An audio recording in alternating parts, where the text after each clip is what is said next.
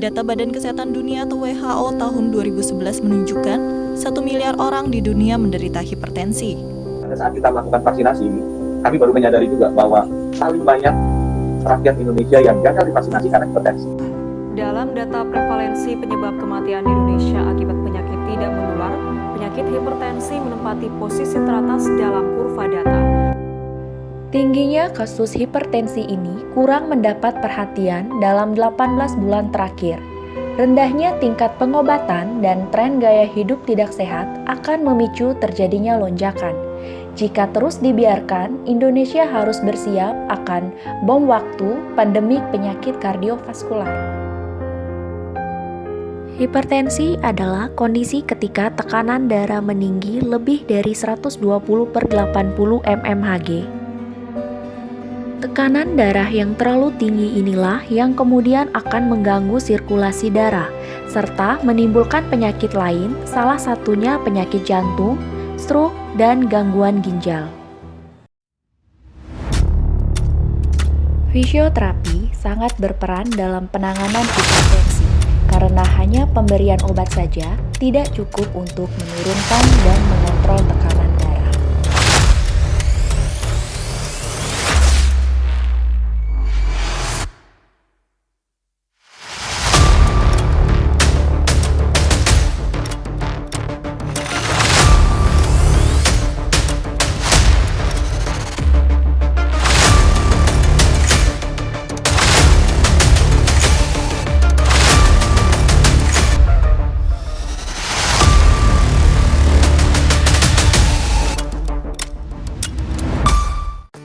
Halo Sejarah Fisioterapi Indonesia. Sebelum kita memasuki video mengenai penata laksanaan fisioterapi pada kasus hipertensi, baik kiranya kita untuk mengetahui terlebih dahulu bagaimana sih algoritma pemeriksaan pada kondisi hipertensi. Algoritma pemeriksaan fisioterapi diawali dengan keluhan pasien. Selanjutnya, fisioterapi melakukan history taking terkait faktor risiko yang mempengaruhi keluhan pasien. Jika pasien mengatakan iya, maka fisioterapi dapat melanjutkan hipotesis awal berupa hipertensi. Namun jika pasien mengatakan tidak, maka fisioterapi harus mengganti hipotesisnya. Sebelum melakukan pemeriksaan dari hipotesis yang didapat, kita harus membedah terlebih dahulu bagaimana patofisiologi dari hipotesis tersebut. Terdapat 4 sistem utama yang berkaitan dengan hipertensi. Dari pemeriksaan keempat sistem tersebut, didapatkan body function impairment yang akan berdampak terhadap aktivitas sehari-hari.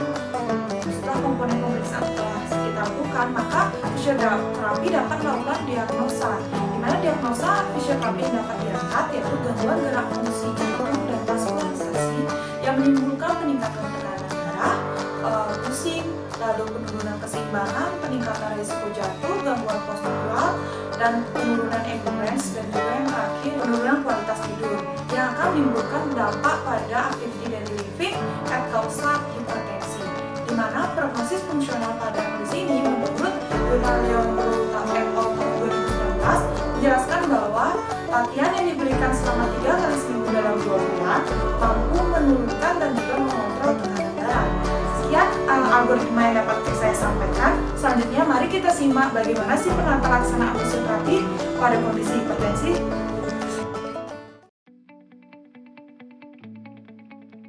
Selamat pagi Bu, silakan duduk. Pakai hand sanitizer dulu ya Bu.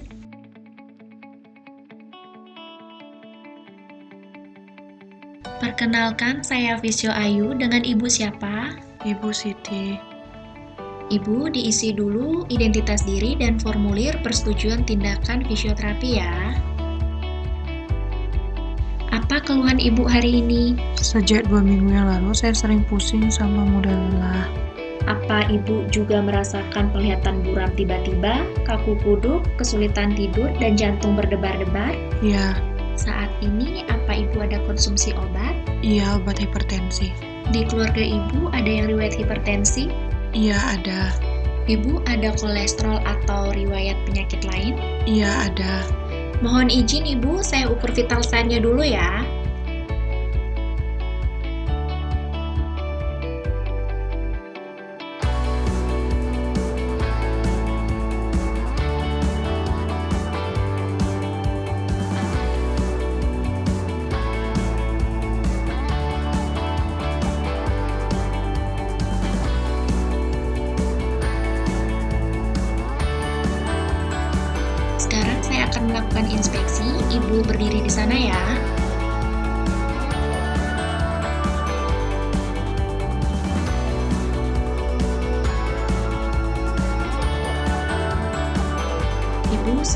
Selanjutnya saya ukur sangkar torak dan lingkar perut ya.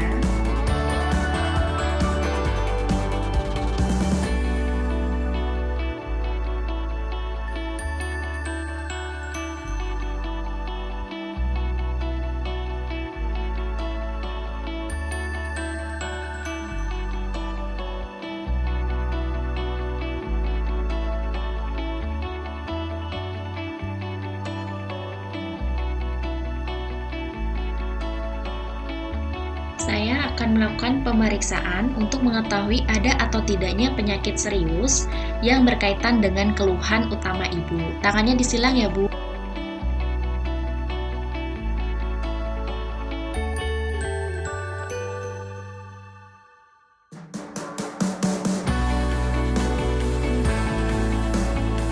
Ibu, saya akan melakukan pemeriksaan untuk mendengar suara dari jantung ibu.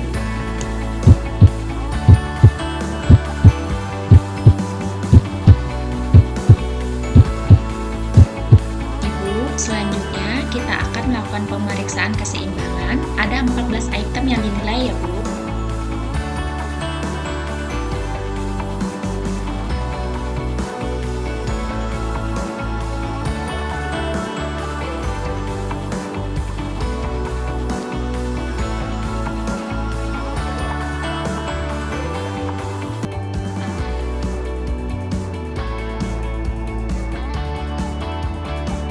Sekarang kita akan melakukan tes untuk mengukur daya tahan dan kebugaran ibu. Tes ini dilakukan selama 6 menit.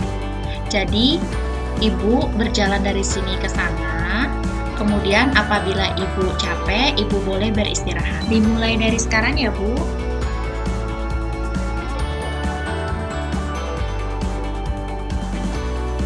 Tunggu sebentar ya, saya capek. Oh iya, Bu, silakan duduk.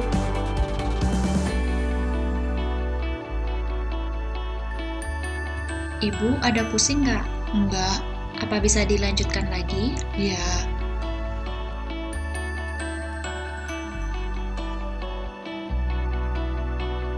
Ibu, saya akan melakukan pemeriksaan terakhir berupa kuesioner. Yang pertama untuk menilai kognitif dari ibu. Mohon dibantu jawab ya.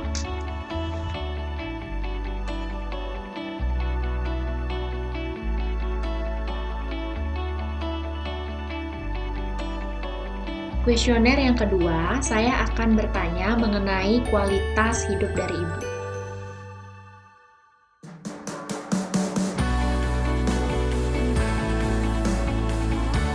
Kuesioner terakhir untuk mengukur skala kemandirian dari ibu. Jadi di sini ada beberapa pertanyaan, jadi mohon dijawab ya.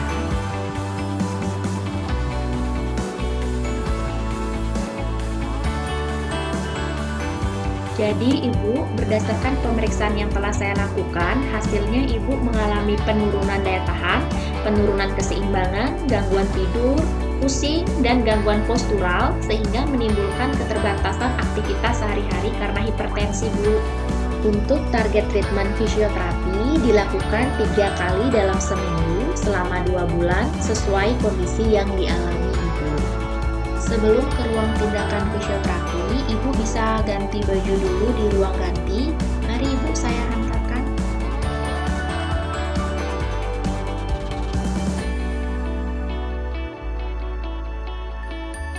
Selamat pagi, Fisio Caca. Pagi, Fisio Ayu. Silakan duduk, Ibu.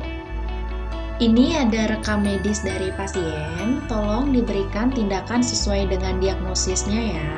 Terima kasih, Fisio Ayu. Ya, sama-sama, mari. Oke, dengan Ibu Siti ya. Perkenalkan, saya Fisio Caca. Jadi di sini sudah ada diagnosa fisioterapi. Maka untuk tujuan jangka pendeknya itu yang dicapai selama 2 bulan. Yang pertama, mengontrol tekanan darah, meningkatkan daya tahan, itu terkait dengan kebugaran. Ketiga, meningkatkan keseimbangan dan koreksi postur. Untuk jangka panjangnya, itu kita akan memperbaiki kualitas tidur ibu, serta dapat meningkatkan kualitas tanpa adanya hambatan. Sampai di sini apakah sudah jelas, Bu? Sudah. Mari Bu, ke ruang latihan. Latihan pertama, itu kita jalan santai ke depan itu selama 30 menit. Apabila ibu capek atau merasakan pusing, ibu bisa istirahat sebentar ya. Mari Bu, kita mulai.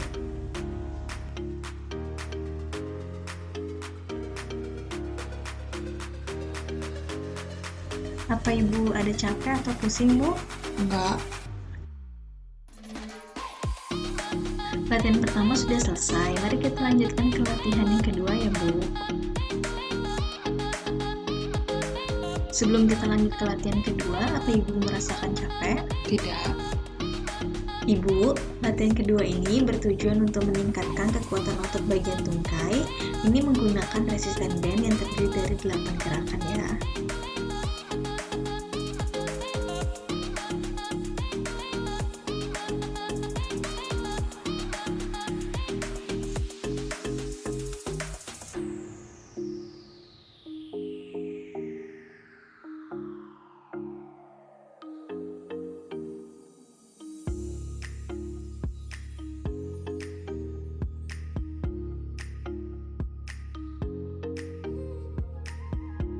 Latihan ketiga berupa latihan ekspansi torak yang bertujuan untuk pengembangan dada.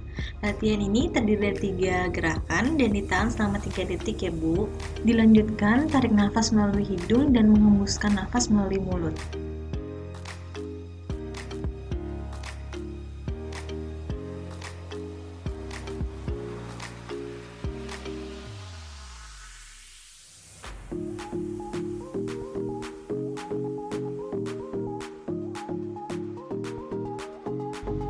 Sebelum latihan terakhir, Ibu bisa lepaskan masker dan digantikan dengan face shield ya.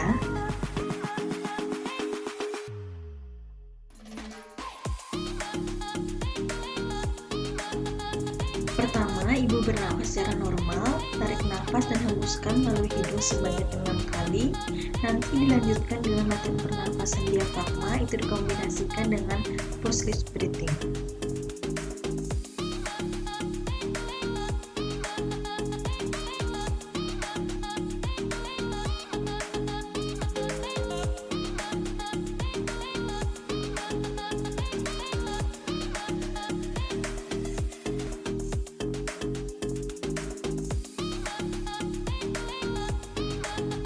Setelah melakukan latihan, intensitas lelah Ibu bila dilihat dari gambar box skill di angka berapa ya, Bu?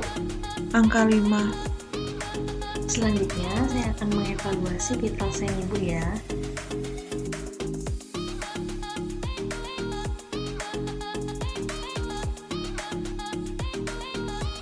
Sekian latihan hari ini ya, Bu. Untuk di rumah, Ibu bisa melakukan jalan santai selama 30 menit dan melakukan pola hidup sehat seperti menjaga berat badan ideal, mengurangi garam, melakukan kontrol ke dokter itu secara rutin, dan memperhatikan nutrisi dari makanan yang Ibu konsumsi. Sampai ketemu di pertemuan selanjutnya ya, Bu. Itu di hari Rabu pukul 10 pagi ya. Terima kasih Ibu, sehat-sehat selalu. Baik Ibu, dipakai dulu ya hand sanitizer-nya sebelum pulang.